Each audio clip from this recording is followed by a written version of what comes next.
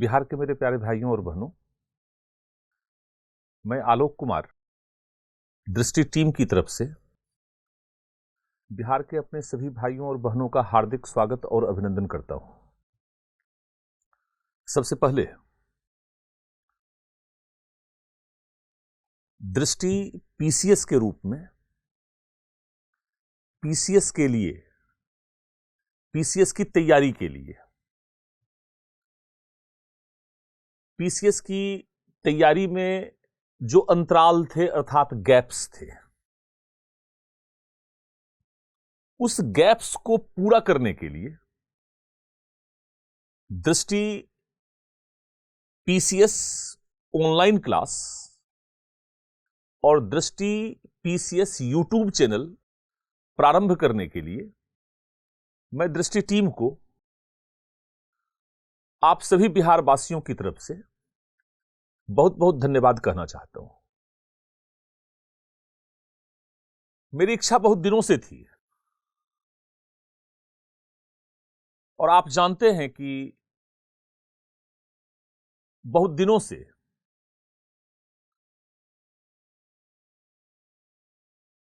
मैं ऑनलाइन की दुनिया में बिहार के लिए बहुत दिनों से काम कर रहा था, लेकिन जिस तरह की गुणवत्ता की आवश्यकता बिहार के छात्र डिजर्व करते हैं, उस तरह की गुणवत्ता उन्हें प्राप्त नहीं हो पा रही थी। इसलिए मैंने दृष्टि टीम के साथ यह रिक्वेस्ट किया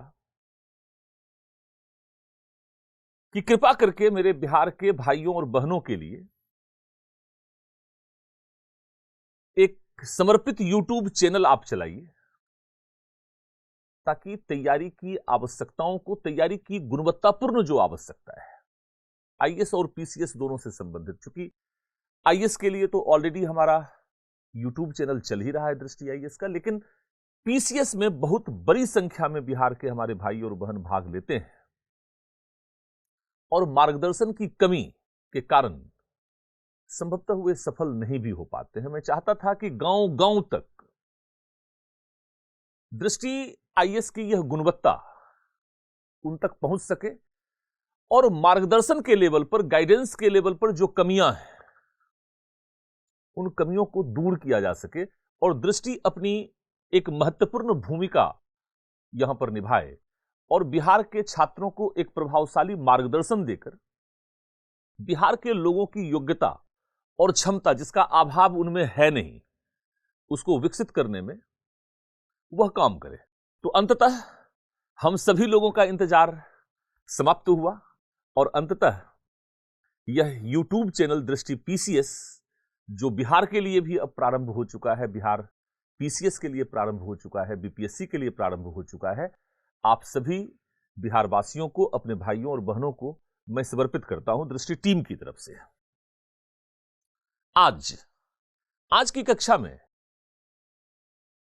सबसे पहले हम लोग सिलेबस का एक एनालिसिस करेंगे।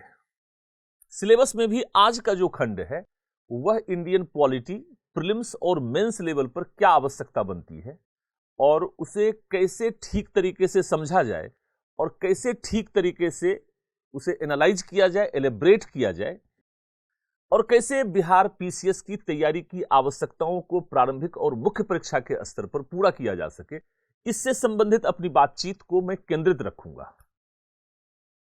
हमारे टीम के अन्य साथी अपने अपने सेक्शन पर पूरी विशेषज्ञता के साथ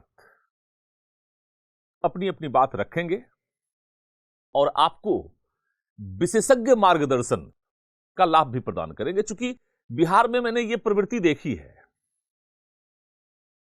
कि एक टीचर सभी सब्जेक्ट पढ़ाता है।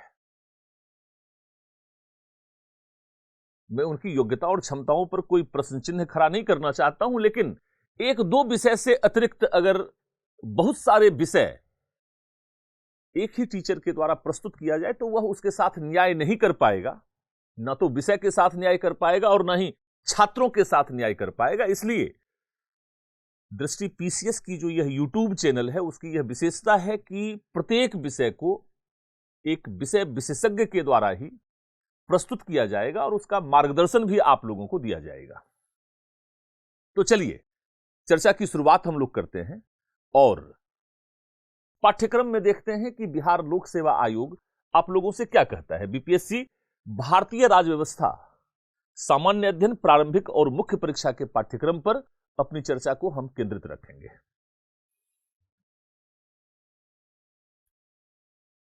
बहुत संक्षिप्त पाठ्यक्रम, और जब पाठ्यक्रम संक्षिप्त हो तो खुश नहीं होना चाहिए बल्कि डरना चाहिए, क्योंकि बिहार लोक सेवा आयोग ने अपने पत्ते खोले नहीं हैं, छुपा के बैठे हुए हैं। कोई ये क्लेम नहीं कर सकता है कि ये प्रश्न आउट ऑफ द सिलेबस आया है। क्या कहता है प्रारंभिक परीक्षा इंडियन पॉलिटी में बिहार लोक सेवा आयोग? कहता है कि भारत की राजव्यवस्था के अंतर्गत देश की राजनीतिक प्रणाली, पॉलिटिकल सिस्टम, पंचायती राज, सामुदायिक विकास, कम्युनिटी डेवलपमेंट और भारतीय योजना, इंडियन प्लानिंग, बिहार के संदर्भ में भी संबंधी जानकारी का परीक्षण किया जाएगा। मतलब कुछ भी ओपन नहीं किया कि भाई इंडियन पॉलिटी में आप क्या क्या पूछेंगे, क्या क्या टॉपिक्स होंगे, क्या क्या सब टॉपिक्स होंगे, और इसी तरह का सिलेबस वह मुख्य परीक्षा में भी रखता है। देखिए मुख्य परीक्षा का सिलेबस तो और भी संक्षिप्त है, अर्थात यह और भी अधिक घातक हो जाएगा। लेकिन घबराइए नहीं, अभी हम इसको ओपन करेंगे और इसकी कैसे बेहतरीन तैयारी की जा सकती है जिससे कि हम प्रारंभिक और मुख्य परीक्षा दोनों की आवश्यकताओं को पूर्ण कर सकें, उस पर हम लोग बातचीत करेंगे। यह कहता है मुख्य परीक्षा का पाठ्यक्रम कि भारतीय राजव्यवस्था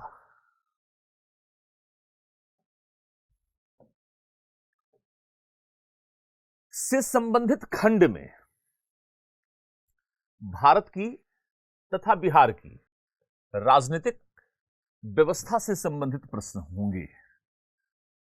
बहुत अच्छी बात है। मतलब सीधे सीधे भारत और बिहार की राजव्यवस्था से संबंधित प्रश्न मुख्य परीक्षा में होंगे। प्रारंभिक परीक्षा में कहता है भारत की राजनीतिक व्यवस्था, पंचायती राज, सामुदायिक विकास और भारत और बिहार की योजनाओं के संदर्भ में भी प्रश्न पूछे जाएंगे। बस इतना संक्षिप्त सिलेबस है। Indian polity prelims as well as mains के सिलेबस को हम लोग थोड़ा ओपन करते हैं। एक स्लाइड लेते हैं।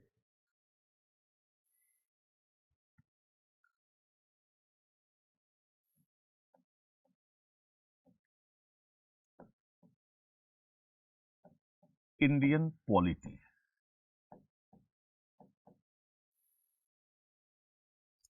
इसे बेसिकली हम लोग कहते हैं इंडियन पॉलिटिकल सिस्टम।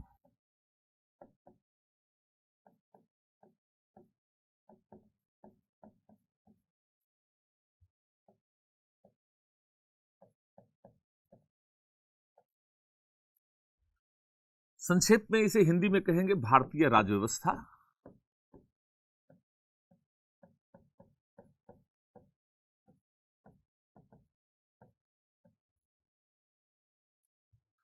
और इसे कहेंगे भारतीय राजनीतिक व्यवस्था।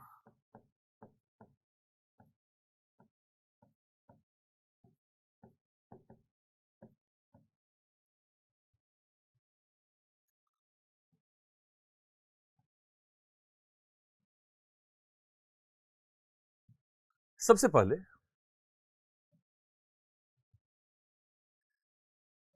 प्रारंभिक परीक्षा,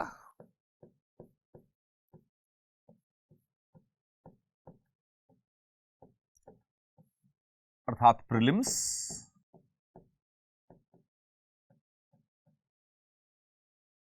और मुख्य परीक्षा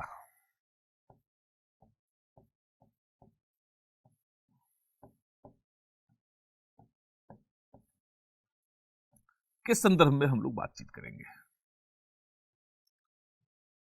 देखिए, प्रारंभिक परीक्षा और मुख्य परीक्षा के संदर्भ में सबसे पहली बात तो ये कि बिहार लोक सेवा आयोग में एक ही प्रश्न पत्र होता है।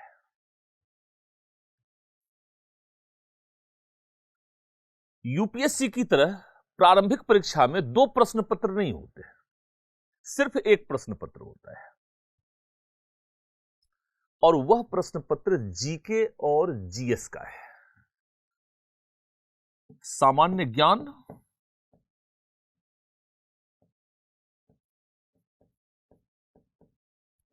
या सामान्य अध्ययन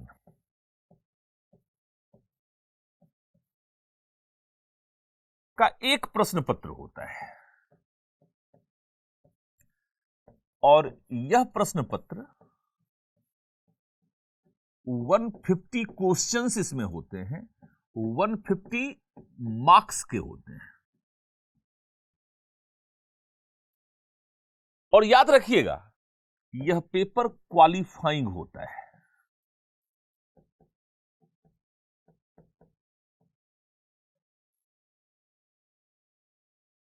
अर्थात इसमें यदि आपको 100% अंक भी आ जाएगा तो यह अंक आपके फाइनल सिलेक्शन में जोड़ा नहीं जाएगा।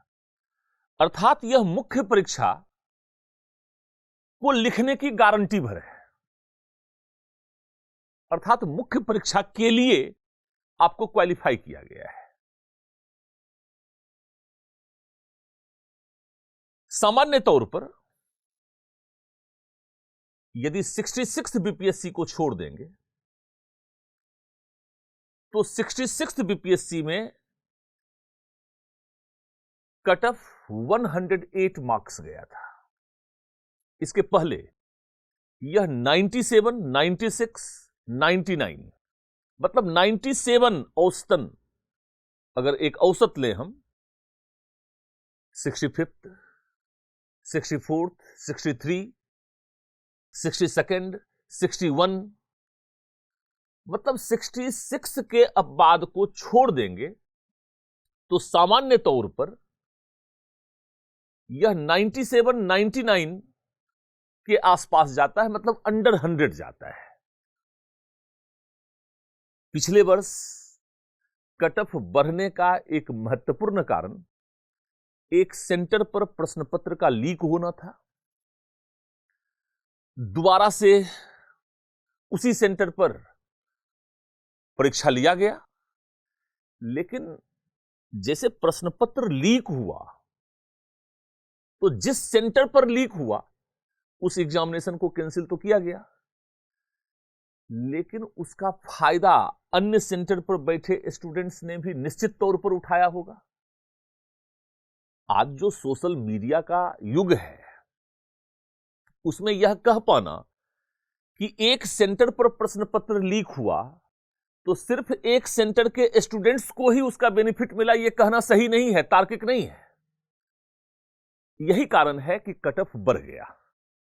खैर, कट ऑफ बढ़ने की जो भी व्याख्या हो सकती है वो अपने जगह है, लेकिन 67th एग्जामिनेशन जो कि जनवरी में शेड्यूल्ड है, उसके लिए आपको कोई जोखिम नहीं लेना है, कोई रिस्क नहीं लेना है। यदि आप अपने चयन को सुनिश्चित करना चाहते हैं तो 100+ या यूं कहें कि 110+ का टारगेट लेके चलें। बिल्कुल निश्चिंत होकर के आप मेंस एग्जामिनेशन की तैयारी को शुरू कर पाएंगे। कितना क्वेश्चन नीचे जाता है, ऊपर आता है, इस विवाद में हमें नहीं पड़ना है। और बिहार लोक सेवा आयोग के प्रश्न पत्र का जो स्तर होता है उसमें आराम आराम से 110+ स्कोर किया जा सकता है। इवन बहुत अच्छी तैयारी 120 के अप्रोच में भी आपको ले जा सकती है, मतलब बहुत आराम आराम से। यह कोई बहुत डिफिकल्ट काम नहीं है। 110+ आराम आराम से आप जा सकते हैं, 120 को भी अप्रोच कर सकते हैं। कहीं कोई प्रॉब्लम आपको फेस नहीं करना पड़ेगा। तो हम उस प्रकार की रणनीति को समझने का प्रयास करेंगे आज के सत्र में। लेकिन सबसे पहले प्रारंभिक परीक्षा के पॉइंट ऑफ व्यू से सामान्य ज्ञान या सामान्य अध्ययन, जिसमें 150 प्रश्न पूछे जा रहे हैं, अगर इसका थोड़ा डिटेल करें, हम एक और स्लाइड लेते हैं। क्या पूछा जाता है प्रारंभिक परीक्षा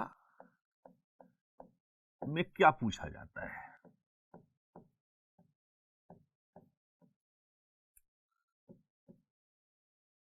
भारतीय इतिहास,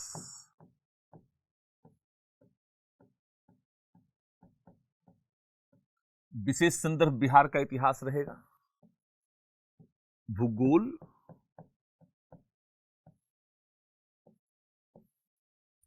सामान्य विज्ञान,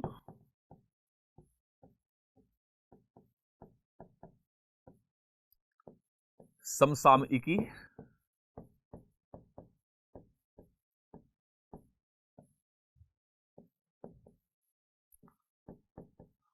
राजव्यवस्था, अर्थव्यवस्था,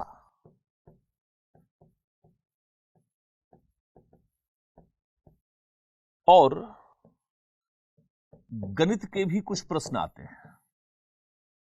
और लास्ट में बिहार विशेष रखते हैं या कोई अन्य डायमेंशन यहां पर रख सकते हैं, अदर एस्पेक्ट को रख सकते हैं। यहां जो प्रारंभिक परीक्षा में पूछे जाने वाले डिफरेंट सेक्शंस को हमने रखा है, यह वरीयता की दृष्टिकोण से, प्राथमिकता की दृष्टिकोण से इसी क्रम में है। अर्थात भारतीय इतिहास से लगभग 30 से 35 प्रश्न पूछे जाते रहे हैं। कई वर्ष में तो 40 प्रश्न भी पूछे जाते रहे हैं। लेकिन वर्तमान जो करंट जो ट्रेंड है, उसमें 30 से 35 प्रश्न पूछे जाने का ट्रेंड है अभी बिहार में। भूगोल में लगभग 25 प्रश्न का ट्रेंड है। सामान्य विज्ञान में भी 20 से 25 प्रश्न पूछे जाने का ट्रेंड है। समसामयिकी में भी 20+ प्रश्न पूछे जाने का ट्रेंड है। राजव्यवस्था से 10 प्लस माइनस, मतलब 8, 9, 10, 11, 12, 10 प्लस माइनस। अर्थव्यवस्था 10 प्लस माइनस, मतलब 8 से 12 के बीच में पूछा जा रहा है। गणित में 10 प्रश्न पूछा जा रहा है, प्लस माइनस भी कर सकते हैं, 1-2 बढ़ भी जाए, 1-2 घट भी जाए। बिहार विशेष में भी 10 प्लस माइनस, मतलब या तो 1-2 नंबर घट जाए, 1-2 नंबर बढ़ जाए। लेकिन यहां जो बिहार विशेष हमने लिखा है, वह वस्तुतः इतिहास से जुड़ा हुआ हो सकता है, भूगोल से जुड़ा हुआ हो सकता है, समसामयिकी से जुड़ा हुआ हो सकता है, राजव्यवस्था, अर्थव्यवस्था से जुड़ा हुआ हो सकता है। उसे एक अलग खंड के रूप में भी आप देख सकते हैं और उसे डिफरेंट खंड में आप इंक्लूड भी कर सकते हैं। हर व्यक्ति के काउंटिंग का अपना अपना तरीका हो सकता है, अपना अपना आधार हो सकता है, अपना अपना मानक हो सकता है। अब इसमें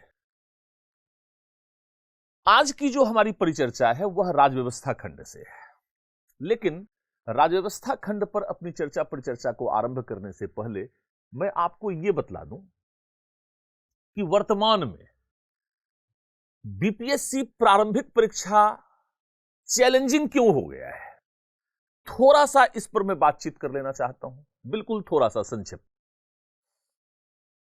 जैसे 2011 में जब यूपीएससी प्रारंभिक परीक्षा में निगेटिव मार्किंग को इंट्रोड्यूस किया गया था, तो तब से कहते हैं कि प्रारंभिक परीक्षा चैलेंजिंग हो गया।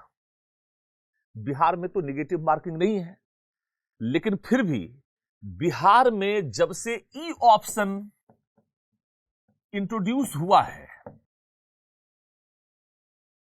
तब से बीपीएससी प्रारंभिक परीक्षा चुनौतीपूर्ण हो गया है। बिहार में जब से ई ऑप्शन इंट्रोड्यूस हुआ है तब से प्रारंभिक परीक्षा अत्यंत ही चुनौतीपूर्ण हो गया है। देखिए, सामान्य तौर पर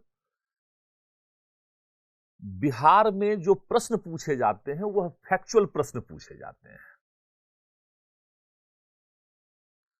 कॉन्सेप्चुअल प्रश्न पूछे तो जाते हैं लेकिन वह कम प्रश्न होते हैं। पॉलिटी में एक आध प्रश्न कॉन्सेप्चुअल होता है या 2-3 प्रश्न कॉन्सेप्चुअल होता है। इकोनॉमी में 2-3 प्रश्न कॉन्सेप्चुअल होता है। ज्योग्राफी में 2-3 प्रश्न कॉन्सेप्चुअल होता है।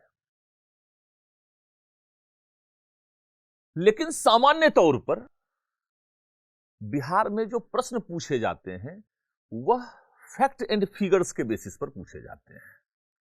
इसीलिए सामान्य तौर पर बिहार में पढ़ने पढ़ाने वाले छात्र, शिक्षक या कोचिंग संस्थान बेसिकली फैक्चुअली पढ़ाते हैं।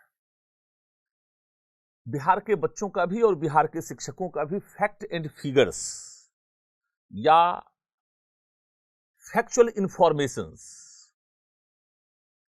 या इंफॉर्मेटिव स्टडी उनका काफी स्ट्रोंग होता है। लेकिन जब से ई ऑप्शन इंट्रोड्यूस हुआ है तब से प्रारंभिक परीक्षा की प्रवृत्ति में एक महत्वपूर्ण अंतर यह आया है कि किसी भी प्रश्न का उत्तर ई है या नहीं। ई का मतलब है कि ई ऑप्शन यह कहता है कि उपर्युक्त में से कोई भी सही नहीं है या एक से अधिक उत्तर सही है। ई ऑप्शन 4 ऑप्शन देने के बाद ई ऑप्शन कहता है कि उपर्युक्त में से कोई भी सही नहीं है या एक से अधिक उत्तर सही है। अर्थात मेरे कहने का मतलब सीधा सीधा यह है कि ई ऑप्शन पर आप विचार तभी कर पाएंगे जब फैक्ट के साथ साथ आपके पास विषय वस्तु की अच्छी समझ है, आपके पास एक स्ट्रोंग कॉन्सेप्ट है, आपका बेसिक कॉन्सेप्ट क्लियर है, आपके पास एनालिसिस है जिससे कि आप ये डिसाइड कर सकें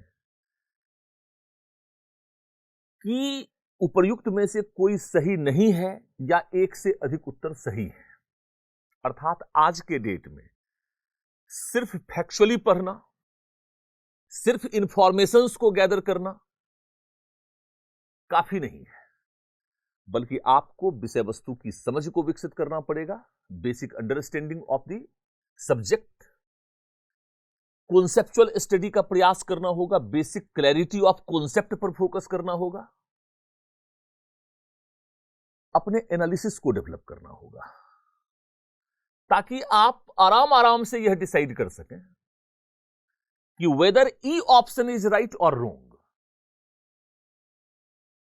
इसीलिए जब से ई ऑप्शन इंट्रोड्यूस हुआ है बीपीएससी में तब से बीपीएससी चैलेंजिंग हो गया है।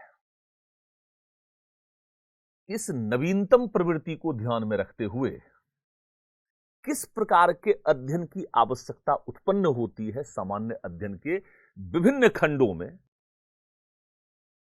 उस पर हम लोग आज बातचीत करेंगे भारतीय राज्य व्यवस्था खंड के परिप्रेक्ष्य में, प्रारंभिक परीक्षा और मुख्य परीक्षा दोनों के संदर्भ में। तो आइए सबसे पहले भारतीय राज्य व्यवस्था खंड की तैयारी कैसे की जाए। देखिए, इस पर बातचीत करते हुए मैं सबसे पहले एक स्लाइड लेता हूं और इस स्लाइड में मैं सबसे पहले इस प्रश्न को उठाना चाहता हूं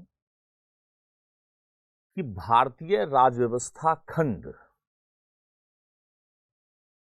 की बहुत ही अच्छी तैयारी की मांग प्रारंभिक और मुख्य परीक्षा के दृष्टिकोण से बीपीएससी करता है। सबसे पहले इसको स्पष्ट कर लीजिए। यह ठीक है कि प्रारंभिक परीक्षा के दृष्टिकोण से भारतीय राज्य व्यवस्था मात्र 10 से 12 अंकों को ही कवर करता है, उतना ही कंट्रीब्यूट करता है। लेकिन भारतीय राज्य व्यवस्था इसलिए इंपॉर्टेंट है पढ़ना, 2 बातें हैं। एक तो ये कि जैसे हिस्ट्री है, ज्योग्राफी है या समसामयिकी है या विज्ञान है, जहां से लगभग 25 से 30 प्रश्न पूछे जाते रहे हैं औसतन, मतलब 25 प्लस माइनस प्रश्न पूछे जाते रहे। इतिहास के संदर्भ में तो 30 प्लस माइनस, ज्योग्राफी के संदर्भ में 25 प्लस माइनस, सामान्य विज्ञान 25 प्लस माइनस, समसामयिकी 25 प्लस माइनस। तो राजव्यवस्था खंड में ठीक है 10 से 12 प्रश्न ही पूछे जाते हैं, लेकिन चूंकि इंडियन पॉलिटी एक टेक्निकल पेपर है, कॉन्सेप्चुअल पेपर है, इसमें बहुत कुछ रटने की जरूरत नहीं है।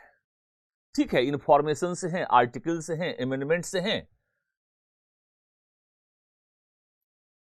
तथ्य तो हर विषय में होते हैं, पॉलिटी में भी है, लेकिन कंपैरेटिवली हिस्ट्री और ज्योग्राफी की तुलना में कम है, समसामयिकी की तुलना में कम है।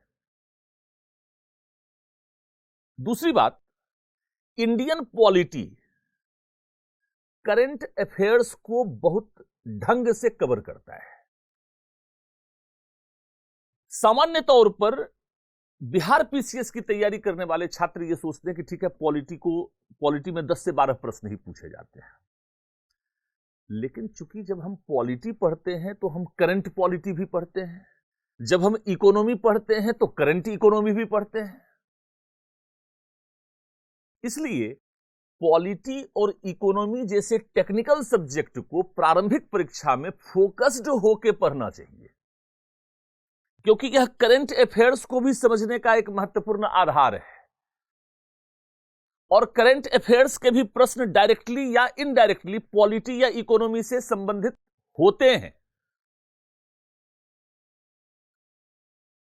इसलिए पॉलिटी, इकोनॉमी और करंट अफेयर्स को अगर हम जोड़ दें तो 20-20 प्रश्न को भी 10-10 प्रश्न, 10 प्रश्न पॉलिटी, 10 प्रश्न इकोनॉमी और 20 प्रश्न करंट अफेयर्स, लगभग 40 प्लस मार्क्स को यह कवर करता है। और पॉलिटी और इकोनॉमी की समझ करंट अफेयर की आपकी समझ को बढ़ाती है। इसलिए मेरा सुझाव यह है कि पॉलिटी और इकोनॉमी जैसे टेक्निकल सब्जेक्ट पर आपका फोकस होना चाहिए। मैं ये नहीं कहना चाहता हूं कि हिस्ट्री और ज्योग्राफी जैसे सब्जेक्ट पर आपका फोकस नहीं होना चाहिए। प्रारंभिक परीक्षा के पॉइंट ऑफ व्यू से ईच एंड एवरी सेक्शन को बहुत गंभीरतापूर्वक आपको पढ़ना चाहिए। पॉलिटी या इकोनॉमी सेक्शन की दूसरी बड़ी विशेषता यह है कि जहां हिस्ट्री ज्योग्राफी में या जनरल साइंस में आप कितना भी पढ़ लेंगे, वहां प्रश्नों को गलत करने की संभावनाएं होती हैं। क्योंकि हिस्ट्री हम कितना भी पढ़ लेंगे, कुछ ना कुछ फैक्ट आउट ऑफ बुक्स आ ही जाते हैं। ज्योग्राफी में कितना भी कुछ पढ़ लेंगे, आउट ऑफ बुक्स आ जाते हैं।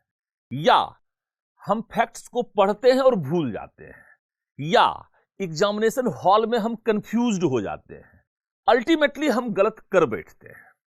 लेकिन पॉलिटी और इकोनॉमी को प्रीलिम्स में इसलिए फोकस करना चाहिए क्योंकि यह टेक्निकल और कॉन्सेप्चुअल सब्जेक्ट है। सामान्य तौर पर आप पढ़ेंगे, आपका कॉन्सेप्ट क्लियर है, यहां से प्रश्न को गलत करने की संभावनाएं नहीं होती। पॉलिटी में भी इकोनॉमी में भी दोनों ही टेक्निकल पेपर है। इसलिए पॉलिटी में 10 से 12 प्रश्न ही पूछते हैं, इकोनॉमी में 10 से 12 प्रश्न ही पूछते हैं, लेकिन आपको फोकस करना चाहिए। एक तो करंट अफेयर्स में आपको हेल्प करेगा, दूसरा यहां से गलतियों की संभावना नहीं रहेगी। तो कुल मिलाकर के 40 प्रश्न में से आप 37-38 प्रश्न को सही बना सकते हैं। लेकिन अगर हिस्ट्री में 30 प्रश्न पूछा हुआ है तो 22 प्रश्न मैक्सिमम आते आते आप समाप्त हो जाएंगे। ज्योग्राफी में अगर 25 प्रश्न पूछा हुआ तो 17-18 प्रश्न ही सही बना पाएंगे। सामान्य विज्ञान में अगर 20 प्रश्न पूछा हुआ है तो 14-15 प्रश्न ही सही बना पाएंगे।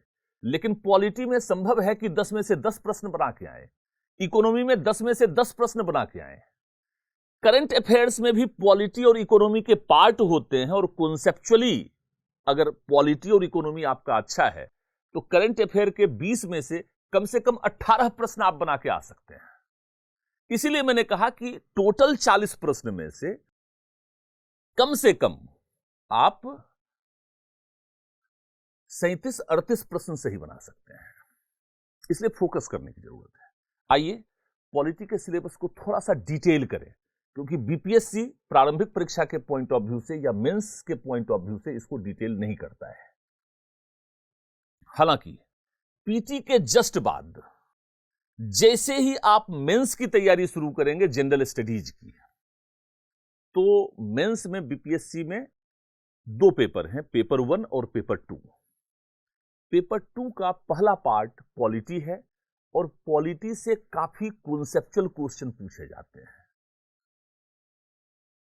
ये प्रश्न लगभग आज के डेट में मतलब 63rd एग्जामिनेशन को देखें, 64th को देखें, 65th को देखें, 66th को देखें जो अभी अभी हुआ है, मतलब लगातार जो 4 पेपर मेंस के हुए हैं वह यूपीएससी के पैरेलल कॉन्सेप्चुअल और हाईली एनालिटिकल क्वेश्चन पूछे जा रहे हैं। इसलिए प्रारंभिक परीक्षा के दृष्टिकोण से ही नहीं बल्कि मुख्य परीक्षा के दृष्टिकोण से अच्छे अंक अर्जित करने के लिए पॉलिटी के पेपर को फोकस करने की जरूरत है। आइए सिलेबस को थोड़ा डिटेल करते हैं। इंडियन पॉलिटी का सिलेबस कैसे डिटेल हो सकता है।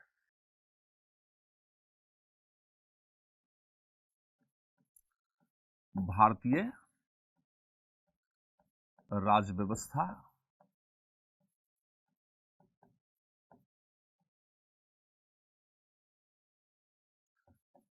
का पाठ्यक्रम, और यहां पर जो हम पाठ्यक्रम ले रहे हैं यह पाठ्यक्रम पीटी प्लस मेंस दोनों का ही है।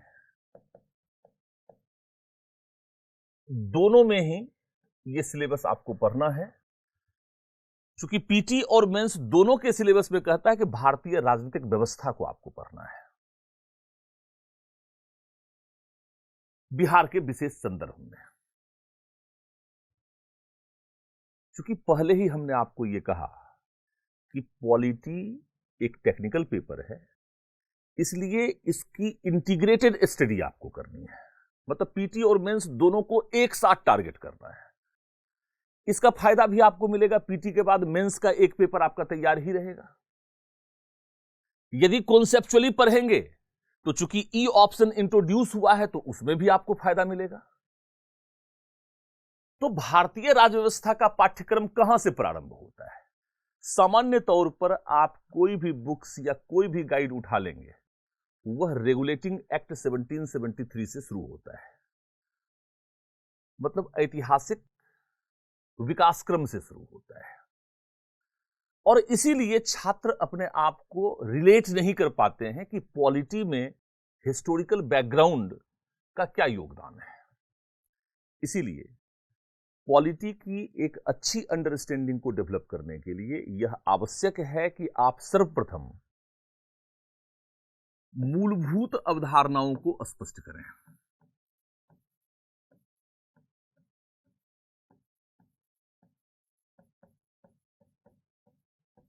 जिससे कि आप पॉलिटी को समझने की क्षमता का विकास कर सकें।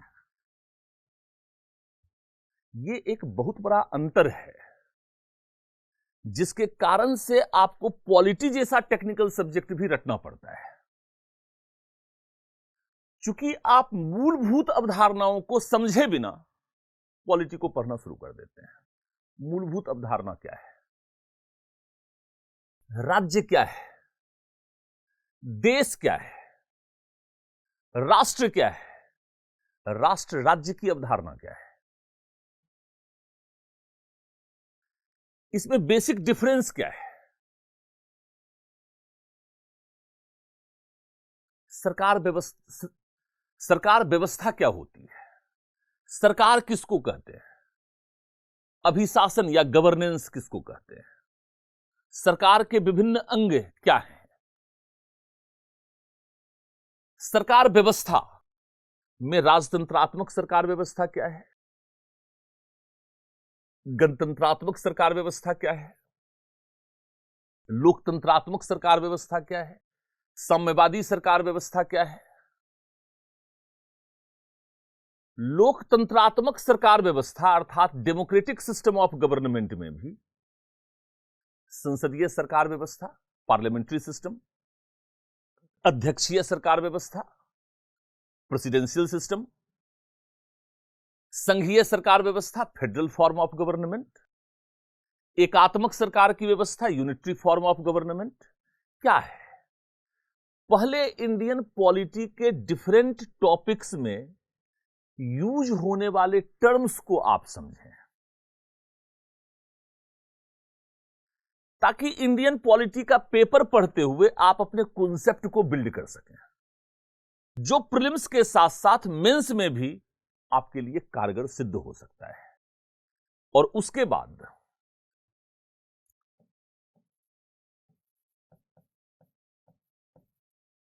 भारतीय संविधान के ऐतिहासिक विकास को समझें। इस बात को हम समझें कि भारत में आधुनिक शासन व्यवस्था या लोकतांत्रिक सरकार व्यवस्था का ऐतिहासिक विकास कैसे हुआ।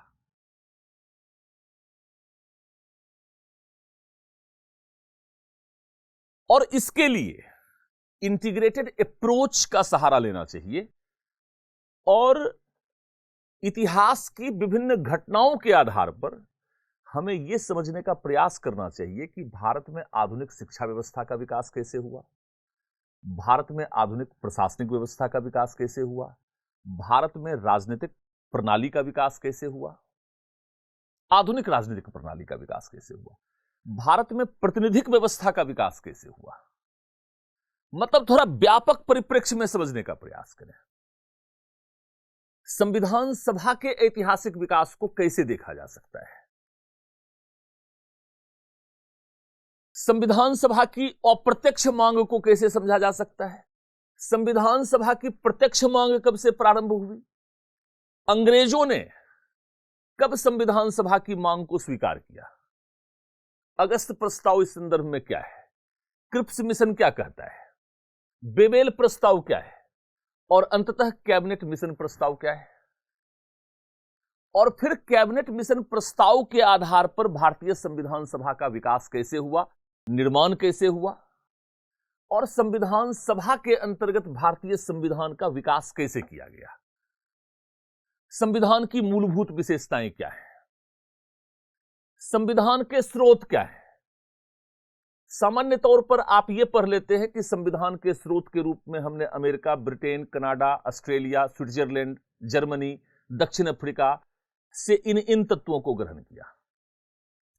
लेकिन कॉन्सेप्चुअल स्टडी के अंतर्गत आपको यह भी समझे जाने की जरूरत है कि भारतीय संविधान पर भारतीय इतिहास व संस्कृति का क्या प्रभाव है,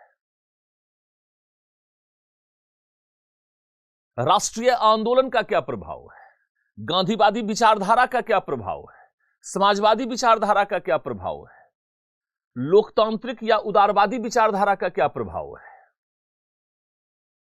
ब्रिटिश विरासत का क्या प्रभाव है और कैसे भारतीय संविधान निर्माताओं ने विदेशी संविधानों से प्रेरणा ग्रहण करते हुए भारतीय आवश्यकताओं के अनुरूप विभिन्न प्रावधानों में परिवर्तन भी किए हैं, मॉडिफिकेशंस भी किए हैं। इसको थोड़ा कॉन्सेप्चुअली डिटेल में समझने का प्रयास कीजिए, तब आप अपनी ऐसी अवधारणा का विकास कर पाएंगे जिससे कि आप प्रीलिम्स और मेंस दोनों को एक साथ टारगेट कर पाएंगे और बेटर कॉन्सेप्ट और एनालिसिस को आप डेवलप कर पाएंगे।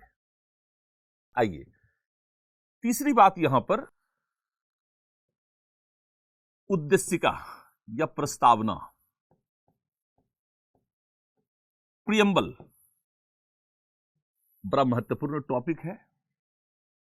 भारतीय संविधान के दर्शन, मूलभूत आदर्शों और मूल्यों को समझने का प्रयास, भारतीय संविधान जिन सिद्धांतों पर आधारित है उन सिद्धांतों को समझने का प्रयास आप उद्देशिका से कर सकते हैं या भारतीय संविधान की प्रस्तावना या प्रियम्बल वाले टॉपिक से कर सकते हैं। लेकिन सामान्य तौर पर मैं यह देखता हूं कि इस टॉपिक को बहुत बेटर तरीके से आप समझ नहीं पाते हैं। प्रस्तावना के विभिन्न भाग हैं, उस विभिन्न भाग को समझें। प्रस्तावना किस प्रकार संविधान की शक्ति का स्रोत है, प्रस्तावना में राजव्यवस्था की प्रकृति क्या है, प्रस्तावना के अंतर्गत राजव्यवस्था का उद्देश्य क्या है, प्रस्तावना लोक संप्रभुता के सिद्धांत को कैसे स्थापित करता है, प्रस्तावना संवैधानिक सर्वोच्चता को कैसे स्थापित करता है, फिर प्रस्तावना में दिए गए विभिन्न शब्द और उसका अर्थ क्या है, प्रस्तावना संविधान का दर्शन है कैसे, प्रस्तावना संविधान की आत्मा है कैसे, प्रस्तावना संविधान की कुंजी है कैसे, क्या प्रस्तावना संविधान का भाग है, यदि है तो कैसे, यदि नहीं है तो कैसे। इस तरह से इसको पढ़ लेंगे तो आप किसी भी प्रश्न का उत्तर दे सकते हैं। प्रस्तावना और संशोधन, प्रस्तावना और सर्वोच्च न्यायालय के निर्णय, कोई भी प्रश्न बाहर नहीं जाएगा, ना तो प्रीलिम्स में, ना ही मेंस में, ना ही इंटरव्यू में। इसके पश्चात चौथा टॉपिक यहां पर शुरू होता है। इसको भी आप लोग आधे अधूरे रूप में पढ़ते हैं। इस टॉपिक को हम लोग कहते हैं संघवाद, फेडरलिज्म। आप लोग क्या करते हैं, आर्टिकल 1 से लेकर 4 तक संघ और उसके राज्य क्षेत्र को पढ़ते हैं। मैं कह रहा हूं संघवाद को पढ़िए, अर्थात संघीय शासन व्यवस्था की मूलभूत विशेषता क्या है, भारतीय संविधान के ऐसे प्रावधान जो संघीय सिद्धांतों के विरुद्ध हैं, सहकारी संघवाद के संवैधानिक आधार क्या हैं, सहकारी संघवाद के गैर संवैधानिक आधार क्या हैं, भारतीय संविधान या भारतीय संघवाद एक विशिष्ट संघवाद है कैसे, कौन कौन से अनुच्छेद, कौन कौन से प्रावधान, कौन कौन सी विशेषताएं इसे विशिष्ट बनाती हैं, जिसको इंग्लिश में कहते हैं स्वी जेनेरिस, अर्थात अद्वितीय संघवाद की अवधारणा। इसके साथ साथ संघ और उसके राज्य क्षेत्र अर्थात आर्टिकल 1 to 4 को भी समझें। पांचवा टॉपिक नागरिकता आता है। आर्टिकल 5 से लेकर 11 तक भारतीय संविधान का भाग 2। नेक्स्ट टॉपिक इसमें आता है बहुत ही महत्वपूर्ण, प्रारंभिक और मुख्य परीक्षा दोनों के पॉइंट ऑफ व्यू से, मौलिक अधिकार। सामान्य तौर से हमने ये देखा छात्रों में कि आर्टिकल 12 से लेकर आर्टिकल 35 तक जो संविधान का भाग 3 है, सामान्य तौर पर आप पढ़ लेते हैं कि 12 से लेकर 35 तक क्या कहता है। आपको सबसे पहले यह समझने का प्रयास करना चाहिए कि अधिकार किसको कहते हैं, अधिकारों से आपका क्या तात्पर्य है, अधिकारों के प्रकार क्या है, वैधानिक अधिकार क्या है, नागरिक अधिकार क्या है, राजनीतिक अधिकार क्या है, आर्थिक अधिकार क्या है, सामाजिक अधिकार क्या है, सांस्कृतिक अधिकार क्या है, और फिर मानव अधिकार या प्राकृतिक अधिकार की संकल्पना और मौलिक अधिकार की संकल्पना, दोनों में मूलभूत अंतर क्या है, क्यों भारतीय संविधान के भाग 3 को मैग्ना कार्टा कहते हैं,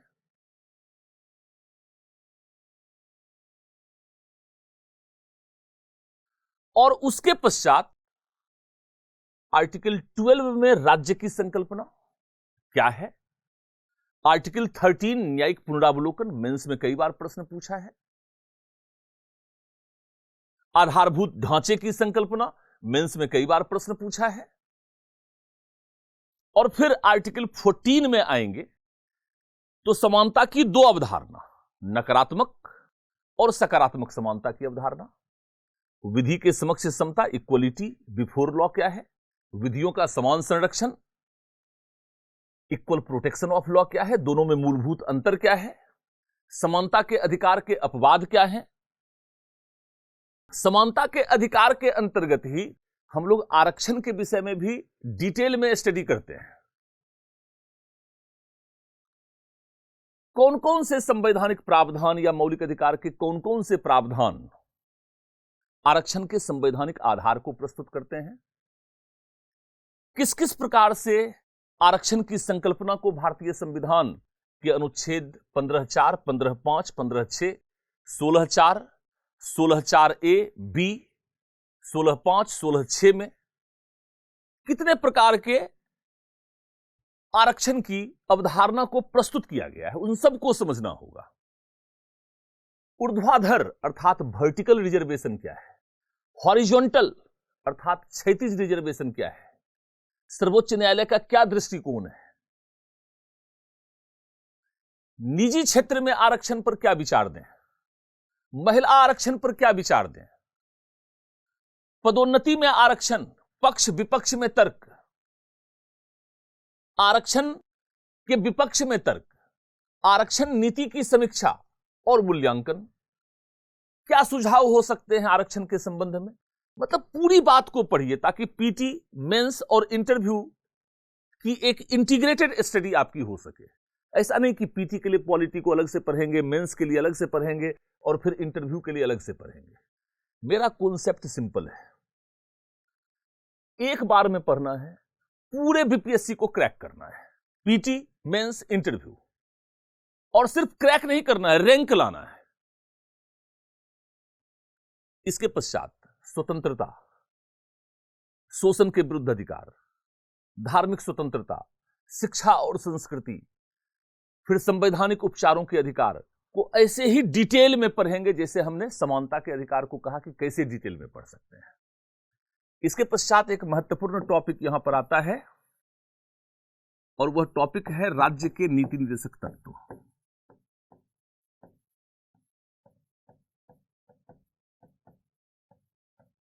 देखिए, भारतीय संविधान के,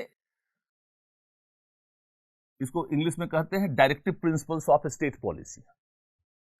भारतीय संविधान के प्रस्तावना से लेकर नीति निर्देशक तत्व तक जो कुछ भी आपने पढ़ा वह न सिर्फ भारतीय राज्य व्यवस्था की प्रकृति को स्पष्ट करता है, भारतीय संविधान की मूलभूत विशेषता को स्पष्ट करता है, बल्कि भारतीय संविधान के मूलभूत आदर्श और मूल्यों को भी स्पष्ट करता है। संविधान जिन सिद्धांतों पर आधारित है उन सिद्धांतों को भी स्पष्ट करता है। इसलिए यह अवधारणात्मक टॉपिक है, विश्लेषणात्मक टॉपिक है। पीटी और मेंस दोनों के लिए, इंटरव्यू के लिए आपके लिए बहुत ज्यादा हेल्पफुल है। इसके पश्चात 8th टॉपिक जो है वो बड़ा शानदार है। इसको कहते हैं भारत में शासन व्यवस्था या सरकार व्यवस्था, और इसका बड़ा तुलनात्मक अध्ययन आप कर सकते हैं।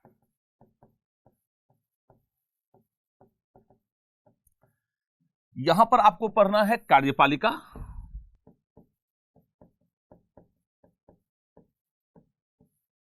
विधायिका,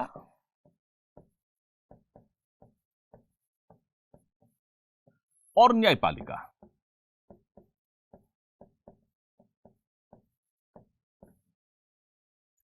अर्थात executive, legislative body and judicial body.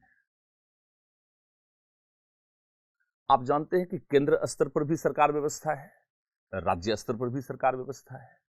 केंद्र स्तर पर भी कार्यपालिका है, विधायिका है और न्यायपालिका है। राज्य स्तर पर भी कार्यपालिका, विधायिका और न्यायपालिका है। तो इसको कैसे पढ़ेंगे? केंद्र और राज्य के बीच तुलनात्मक अध्ययन, केंद्र और राज्य के बीच तुलनात्मक अध्ययन।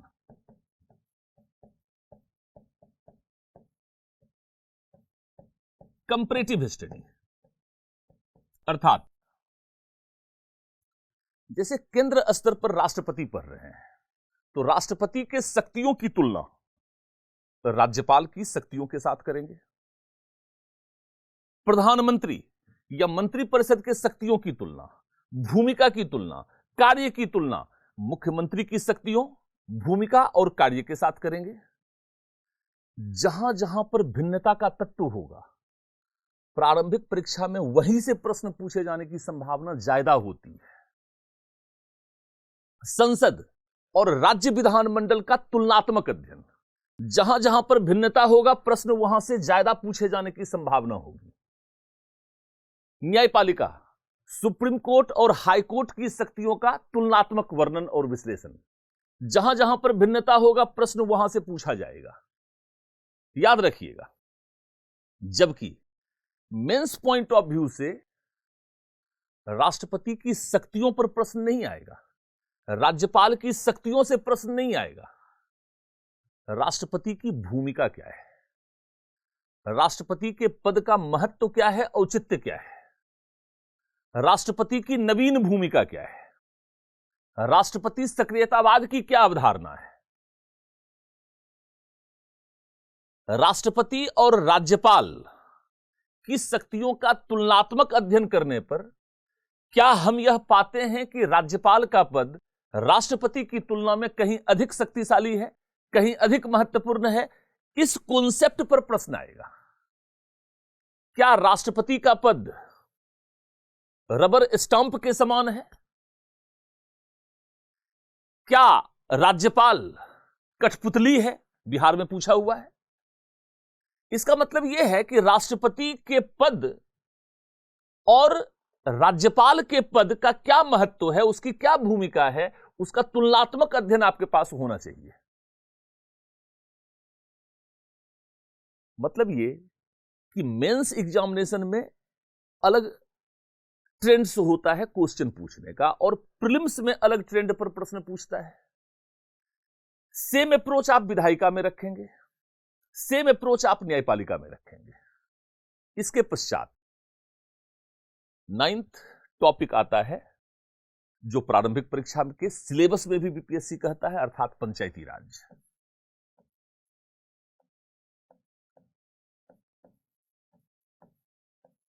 पंचायती राज प्रणाली है, अच्छी बात है। प्रारंभिक परीक्षा के पॉइंट ऑफ व्यू से आपको यह ध्यान में रखना है कि भारतीय संसद के द्वारा 1993 में 73rd अमेंडमेंट जो जारी किया गया, पारित किया गया, उसकी मुख्य विशेषताएं क्या है।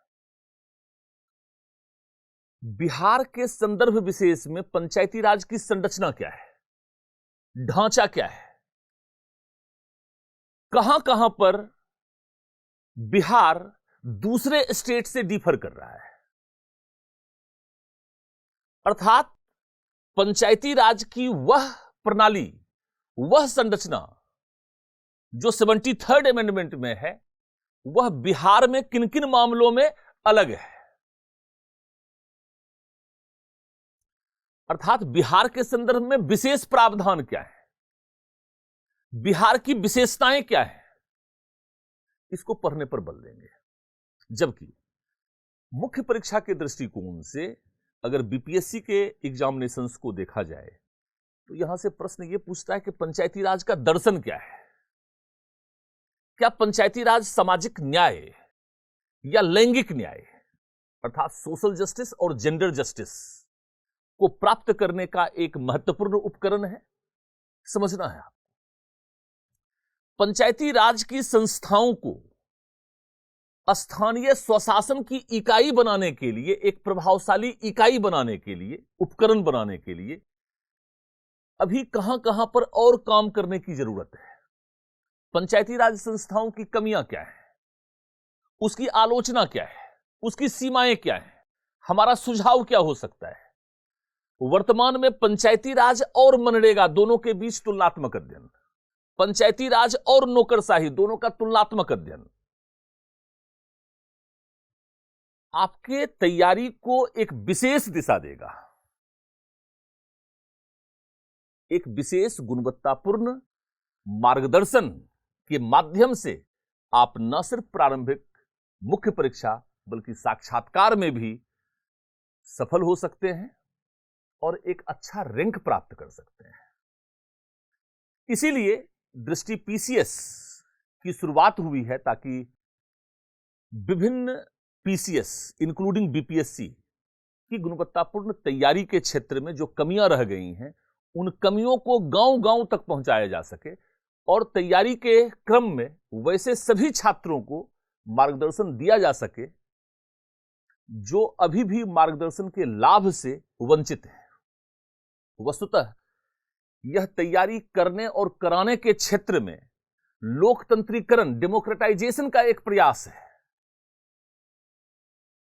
और मैं समझता हूं कि इसको बिहार में इतना पॉपुलर आप बना दीजिए कि जल्द से जल्द दृष्टि टीम को पटना में अपना सेंटर ओपन करने के लिए बाध्य हो, ताकि बिहार के लोगों में ऑफलाइन कोचिंग के क्षेत्र में जो कमियां हैं, जो सीमाएं हैं, उनको भी दूर किया जा सके।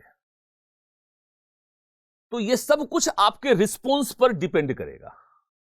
इसलिए मैं अपने सभी बिहार के भाइयों और बहनों से यह आग्रह करना चाहता हूं कि इसको इतना पॉपुलराइज बनाइए और इसका इतना लाभ उठाइए कि आप अपनी सफलता में जो कमियां रह गई हैं, सीमाएं रह गई हैं, उसको दूर कर सकें और हम लोग जल्द से जल्द पटना में अपना ऑफलाइन सेंटर भी दे सकें, ताकि ऑफलाइन कोचिंग के क्षेत्र में जो कमियां रह गई हैं, उन कमियों को दूर करने पर बहुत बेहतर तरीके से हम लोग कार्य कर सकें।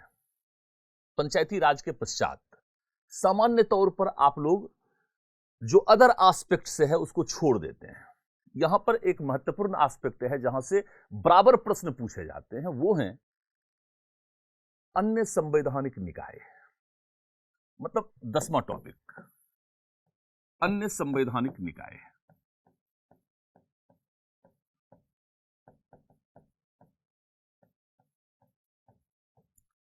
कॉन्स्टिट्यूशनल बॉडीज जैसे वित्त आयोग, संघ लोक सेवा आयोग, राज्य लोक सेवा आयोग, संयुक्त राज्य लोक सेवा आयोग, अनुसूचित जाति आयोग, अनुसूचित जनजाति आयोग, राष्ट्रीय पिछड़ा वर्ग आयोग, भाषाई अल्पसंख्यक आयुक्त, सीएजी, अटॉर्नी जनरल अर्थात महान्यायवादी, बिहार के संदर्भ में महाधिवक्ता, एडवोकेट जनरल, इस सारे डायमेंशंस को आपको कवर करना है। सामान्य तौर पर यह छूट जाता है। इसके अतिरिक्त एक और टॉपिक है जिसको आपको कवर करना चाहिए, अन्य सांविधिक निकाय, स्टैच्यूटरी या लीगल बॉडीज, जैसे राष्ट्रीय मानवाधिकार आयोग, महिला आयोग, अल्पसंख्यक आयोग, बाल संरक्षण आयोग, सूचना आयोग, अर्थात जिसका निर्माण संसदीय विधि के माध्यम से किया गया है उसका अध्ययन। और 12वां टॉपिक अन्य कार्यपालिका निकाय,